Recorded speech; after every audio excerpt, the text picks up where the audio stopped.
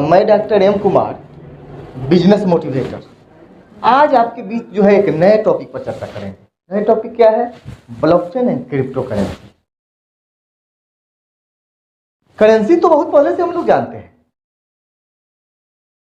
लेकिन आज जो नया शब्द बना हुआ है पूरे दुनिया में, जो है बड़ा तेजी से यह नाम वायरल हो रहा है, क्रिप्टो करेंसी। यह लोगों में एक नया क्वेश्चन बना हुआ है। बहुत सारे लोगों का हमारे चैनल पर क्वेश्चन था कि ब्लॉकचेन एंड क्रिप्टो करेंसी के बारे में कुछ नॉलेज पर चर्चा होनी चाहिए। तो क्रिप्टो करेंसी क्या है? एक नोटों की बदलाव है। नोटों की बदलाव कैसे है कि जिस करेंसी को हम लोग बहुत पहले से यूज कर रहे हैं उसका नाम है पेपर करेंसी। आज जिस पर चर्चा कर रहे हैं उसका नाम है क्रिप्टो करेंसी। तो नोटों का बदलाव इसलिए है कि जो करेंसी हम लोग पेपर करेंसी यूज कर रहे हैं, क्या इतिहास में यही करेंसी था? नहीं, ऐसा नहीं था। एक समय था कि सोने का सिक्का, चांदी का सिक्का, लेदर क्वाइन। एक जमाना था कि जिस समय करेंसी नहीं था तो उस समय के लोग लेन देन कर देते। उस लेन देन का व्यवस्था था जिसका नाम था वस्तु विनिमय। जिस समय करेंसी नहीं था तो वस्तु विनिमय के जमाना में लोग लेन देन कैसे करते थे? यानी कि सामान से सामान अदलायन बदलायन करते थे। यानी कि मेरे यहाँ चावल है और आपके यहाँ गेहूं है। हमको 1 क्विंटल गेहूं चाहिए था तो आपको 1 क्विंटल चावल देते थे तो 1 क्विंटल गेहूं लेते थे।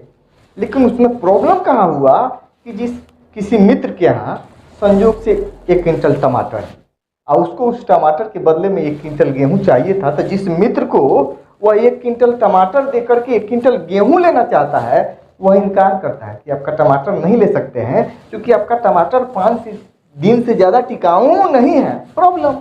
तो इस प्रॉब्लम की समाधान के लिए हर राजाओं महाराजाओं ने अपनी अपनी सोने का सिक्का, चांदी का सिक्का, लेदर क्वाइन, तब जाकर के 1816 ईस्वी में अमेरिका ने पेपर करेंसी डेवलप कर दिया। इस पेपर करेंसी को डेवलप होने के बाद सारे देश में जो है उसका नकल करके अपने हिसाब से अपने देश में जो है पेपर करेंसी डेवलप हो गई। तो इससे तो पता चल गया ना कि क्रिप्टो करेंसी एक नोटों की बदलाव है।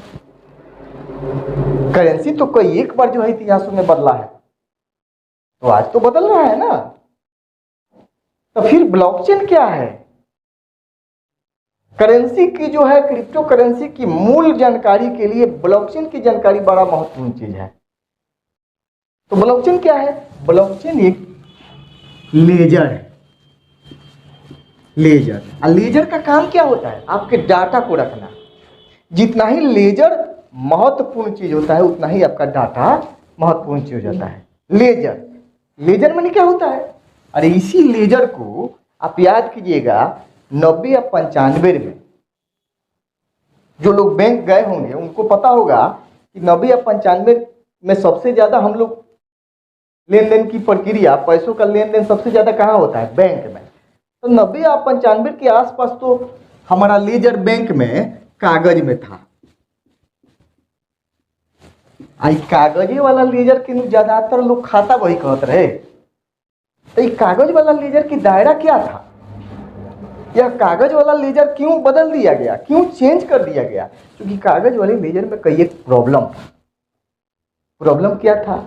यह कागज वाली लेजर की दायरा कौन समझते हैं कि हमारा किसी बैंक में खाता था और वह कागज के लेजर था। तो जहां हमारा खाता था वहीं लेन देन करते थे, दूसरी जगह क्यों नहीं लेन देन करते थे? इसलिए नहीं करते थे कि आप किसी भी लेजर में लेन देन करने जाइएगा तो सबसे पहले खाता का वेरीफाई करना बड़ा महत्वपूर्ण चीज होता है। यानी कि संयोग से आप 5000 रुपया विड्रॉल डाल दिए हैं तो खातों में देखल जाए नो कि पैसा बाकी ना। यानी कि आपका लेजर कागज में था, हिसाब किताब, यानी कि आपका हिसाब जब किताब में था तो उस समय आपने विड्रॉल डाला, आपका रजिस्टर निकाला गया और वह किताब से जो है आपका हिसाब देकर के पेमेंट कर दिया गया। दूसरी जगह पैसा क्यों नहीं मिलता था? क्योंकि सब जगह यह कागज का लेजर उपलब्ध नहीं था। यह कागज का लेजर के दायरा को समझ लिए। दूसरा एक और कागज के लेजर में एक डर था कि कागज का लेजर नष्टदायक भी था। आप देख रहे हैं कि हर साल बाढ़ आ रहा है, इस बाढ़ में तो बड़ी बड़ी बिल्डिंग ढह जा रही है। आपका लेजर कागज में था, संयोग से अगर कागज का लेजर दह भी सकता है, फट भी सकता है, जल भी सकता है। यानी कि आपका संकेत था कि वह कागज के लेजर में हमारा पैसा बर्बाद भी हो जाता है। लेकिन वहां से डर कैसे खत्म हुआ? जैसे ही यह कागज का लेजर बदल करके कंप्यूटर पर आया, कंप्यूटर, जैसे ही यह कागज का लेजर जब कंप्यूटर पर आया तो आपके हाथ में मल्टी सिटी चेक मिल गया और लेन देन की फैसिलिटी, लेन देन की दायरा चेंज हो गई। कैसे चेंज हो गई? कि आपके हाथ में मल्टी सिटी चेक है, आज आपका अकाउंट पटना में है, आप मल्टी सिटी चेक को दिल्ली लेकर के चल जाइएगा, आपका यहाँ वहाँ अकाउंट डाला गया और आपका अकाउंट वहाँ खुल गया, आपका खाता वहाँ खुल गया, आपका खाता वेरीफाई करके वहाँ पैसा दे दिया गया। यानी कि कंप्यूटर वाला लेजर हर जगह आपके डाटा को दिखाने का, आपके खाता को दिखाने का व्यवस्था उपलब्ध कर दिया। देखिए एक बार और सोचना है, तो चेकवा को लेकर के आप दुबई चल जाइएगा तो पैसा मिल जाएगा क्या? ना, नहीं मिलेगा। इसलिए कि यह कंप्यूटर वाला लेजर सेफी के अंदर आता है। सेफी का मतलब क्या होता है? Centralise finance. यानी कि हमारा सेंट्रल गवर्नमेंट जहां तक काम करती है वहीं तक यह लेजर काम करता है, यानी कि बॉर्डर क्रॉस काम नहीं करता है। यह कंप्यूटर वाली लेजर का दायरा बता रहे हैं। दूसरा चीज, 2009 में कंप्यूटर वाला लेजर पर एक व्यक्ति ने इस लेजर का विरोध कर दिया। कब? 2009 में। 2009 में विरोध किया, आई कहा कि कंप्यूटर वाला लेजर पर जो हम पैसा रखते हैं वह पैसा मेरे हिसाब से काम नहीं करता है। कैसे काम नहीं करता है जी? कि मान लीजिए कि हमारा किसी बैंक में खाता है, तो हम रविवार को जाते हैं तो कहता है कि रविवार है, सुबह 6 बजे जाता है तो कहता है कि 10 बजे के बाद आइए, शाम 5 बजे जाते हैं तो 4 बजे के पहले आइए, और संयोग से हमारे खाता में 1 करोड़ रुपया है और 10 लाख का विड्रॉल डालते हैं तो कहता है कि कैश नहीं है। यानी कि उसका क्वेश्चन जायज था कि नहीं? बिल्कुल जायज था। और दूसरा चीज कहा कि कागज वाले लेजर में भी पैसा बर्बाद हो जाने का डर था, और जिस डर से हम कंप्यूटर वाले लेजर में आए तो यहां भी हमारा पैसा बर्बाद हो सकता है। किस तरह बर्बाद हो जाता है? आप 2008 की आर्थिक मंदी को पढ़िएगा, जिस समय 2008 में अमेरिका का बैंक डूब गया था। अमेरिका तो एक मजबूत कंट्री है, अपने बैंक को डूबने से बचा लिया, लेकिन संयोग से जिस देश में हम लोग रहते हैं, हमारा किसी बैंक में अकाउंट है और उस पर 1 करोड़ रुपया है, संयोग से अगर बैंक दिवालिया हो जाए तो आरबीआई के रूल ऑफ कंडक्ट को जानेंगे तो आपके साथ क्या होने वाला है आप पता होना चाहिए। संयोग से बैंक दिवालिया हो जाए, आपके अकाउंट में 1 करोड़ रुपया है, तो आरबीआई का रूल है कि 1 लाख से 5 लाख, यानी कि 1 लाख से 5 लाख तक का ही बीमा होता है, इतना ही पैसा मिलेगा, बाकी पैसा नहीं मिल सकता है। यानी कि 1% यहां भी आपका पैसा बर्बाद हो जाने का डर था। इस व्यक्ति का क्वेश्चन था, और जो व्यक्ति ने विरोध किया उस व्यक्ति का नाम है सतोशी नाकामोटो।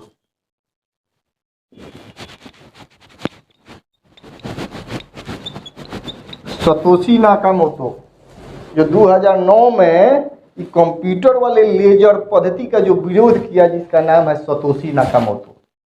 अभी तक दुनिया में किसी को पता नहीं है यह सतोशी नाकामोटो मेल है, फीमेल है, किस देश का है, कहाँ का है, किसी को पता नहीं है। क्यों पता नहीं है? क्योंकि यह आदमी अपना ओरिजिनल नाम किसी को नहीं बताया। क्यों नहीं बताया जी? इसलिए नहीं बताया कि जिस पद्धति का विरोध किया, जिस कंप्यूटर वाले लेजर का विरोध किया, वह एक बड़ा मजबूत प्लेटफॉर्म है, गवर्नमेंट का लेजर है। और सरकार के विरोध करके केहू अपन ओरिजिनल नाम पता बताई क्या? इसलिए वो अपना ओरिजिनल नाम दुनिया को नहीं बताया, और कहा कि इसी कंप्यूटर वाले लेजर में, इसी कंप्यूटर पर ही हम एक ऐसा लेजर डेवलप कर दे रहे हैं जिस लेजर में रखा हुआ धन कभी बर्बाद नहीं होगा। इसे लेन देन करने के लिए किसी गवर्नमेंट की दायरा नहीं होगी, पूरे दुनिया में लेन देन कर सकते हैं। दूसरा, इसका एक और क्वेश्चन था इस कंप्यूटर वाले लेजर पर कि वहां हम पैसा रखते हैं तो थर्ड पर्सन को जानकारी भी रहता है। कैसे जानकारी रहता है? कि आपके अकाउंट में अगर 1 करोड़ रुपया, ऐसा नहीं है, बैंक नहीं जानता है, बिल्कुल जानता है। आप रात में पेटीएम करते हैं, गूगल पे करते हैं, आपके लेन देन करने के लिए बैंक से अनुमति लेना पड़ता है, यानी कि वहाँ खाता आपका वेरीफाई करता है तो ही आप लेन देन कर सकते हैं।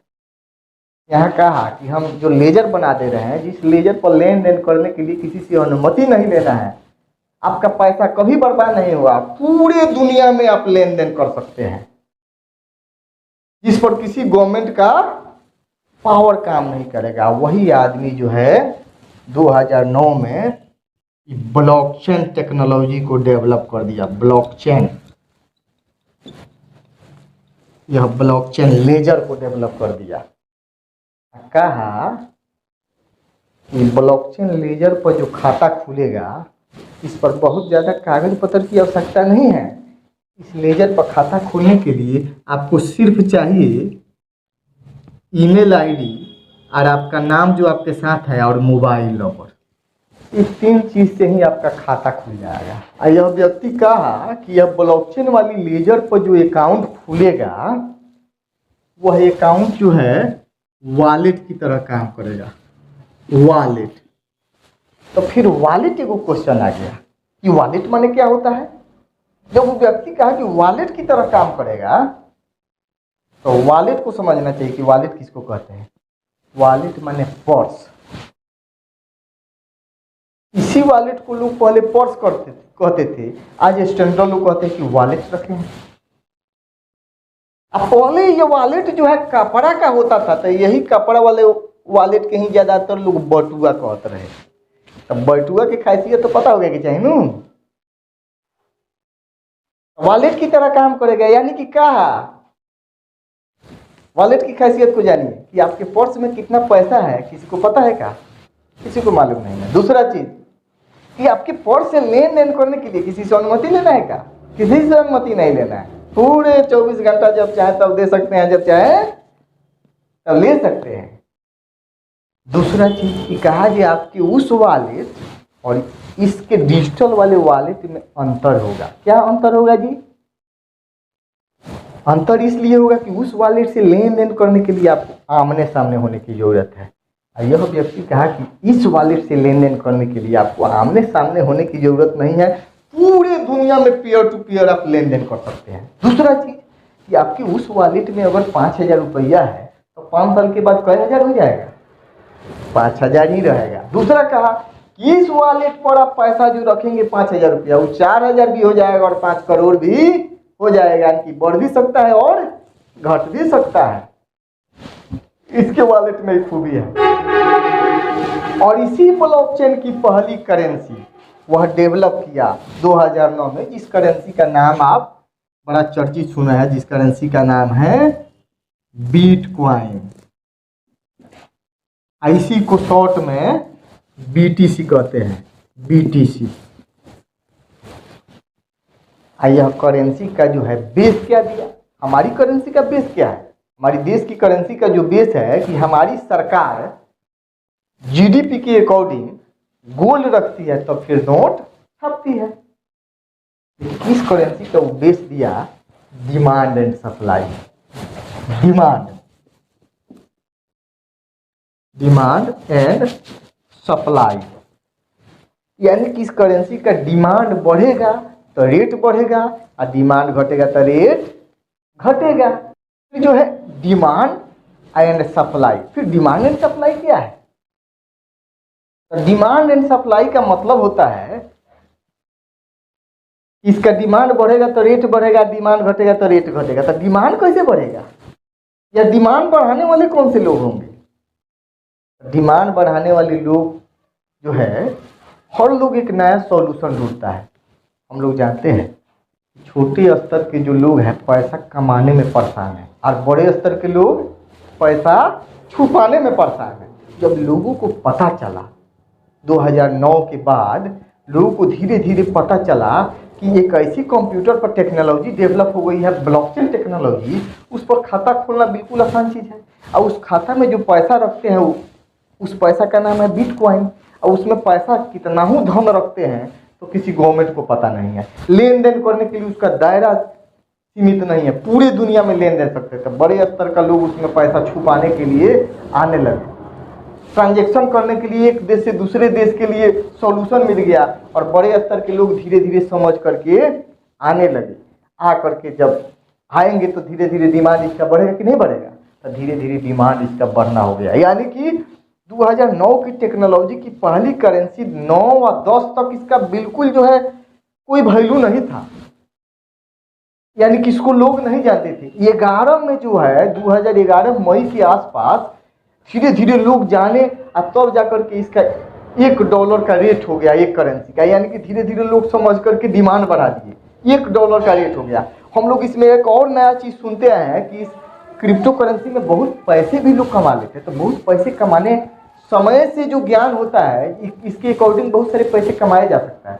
तो 2009, 10, 11 में जो इसका ढंग से नॉलेज लिया वह लोग, कुछ लोग पैसा कमा दिया। कैसे कमा लिया कि 2011, 9, 10 में जब इसकी धीरे धीरे डिमांड बढ़ रही थी, जिसका उस समय कोई वैल्यू नहीं था, संयोग से 2011 में मई में इसका $1 का रेट था। $1 का जिस समय रेट था तो उस समय डॉलर का रेट था 40 रुपया, और 40 रुपया एक करेंसी का हुआ, यानी कि $1 का मतलब इंडियन करेंसी में 40 रुपया।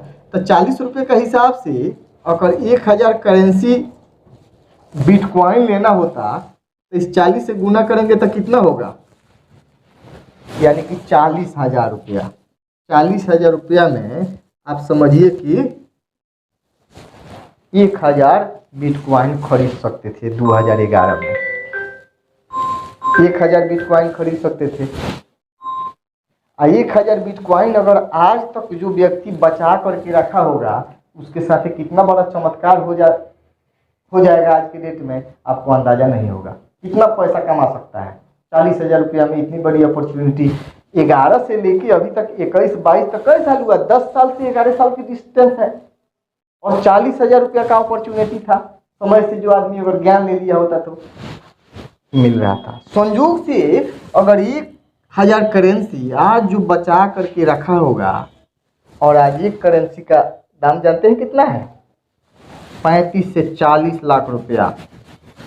35 से 40 लाख रुपया आज एक करेंसी का दाम है।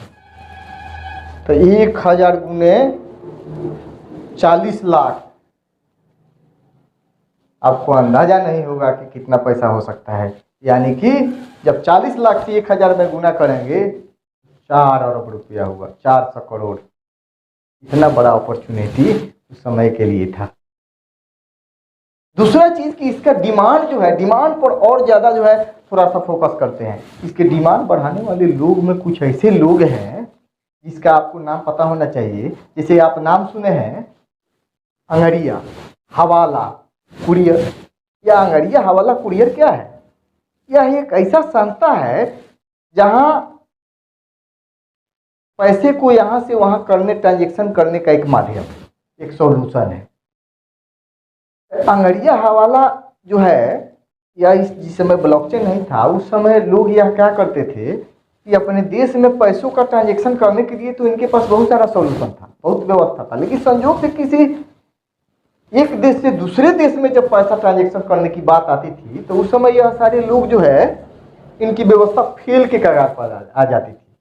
लेकिन जैसा ही ऐसा भी लोगों को पता चला कि ऐसा एक सॉल्यूशन है जहां पैसा ऑनलाइन भी रखते हैं तो किसी सरकार को पता नहीं है, तो वैसे लोग क्या किया, 500 करोड़ रुपया यहाँ से अगर दुबई भेजना है, अमेरिका भेजना है, तो वैसे लोग क्या किया कि अपने लेजर से, पहले के जो कंप्यूटर में लेजर है उस लेजर से क्या किया कि बिटकॉइन खरीद लिया, अब पेयर टू पेयर ट्रांसफर कर दिया अमेरिका, दुबई, और वह जा करके अपनी करेंसी में पेमेंट कर लिया, यानी कि किसी देश को पता भी नहीं चला। तो वैसे लोगों के लिए एक नया सॉल्यूशन मिलेगा तो डिमांड बढ़ेगा कि नहीं? बिल्कुल डिमांड बढ़ेगा। यही ब्लॉकचेन वाली करेंसी को ही क्रिप्टो करेंसी कहा जाता है। क्रिप्टो का मतलब होता है क्रिप्टो, सीक्रेट। सीक्रेट माने क्या होता है? गोपनीय। और क्रिप्टो का भी अर्थ गोपनीय, यानी कि जिस धन को गोपनीय तरीके से रखा जाए उसी धन को जो है क्रिप्टो करेंसी कहा जाता है।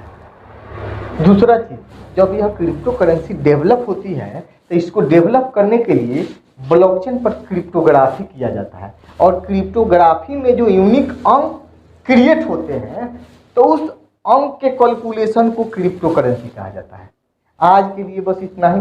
अगली वीडियो में मैं आपको बताऊंगा ब्लॉकचेन की महत्व। इसलिए मैं बताऊंगा कि आज एक करेंसी से आज जो है मार्केट में 17,000 से भी ज़्यादा क्रिप्टो करेंसी की प्रकार डेवलप हो गई, और जिस ब्लॉकचेन एक की चर्चा कर रहे हैं आज 400 से ज़्यादा ब्लॉकचेन है। तो अगली वीडियो में मैं आपको बताऊंगा ब्लॉकचेन की महत्व और क्रिप्टो करेंसी की खासियत। आज के लिए बस इतना ही। बहुत बहुत धन्यवाद। अभी तक जो है अगले वीडियो जो है आपको आसानी से प्राप्त हो जाए, इसके लिए जो है हमारे चैनल को सब्सक्राइब जरूर करें, अब बेल आइकन जरूर जाए। बहुत बहुत धन्यवाद। Thank you.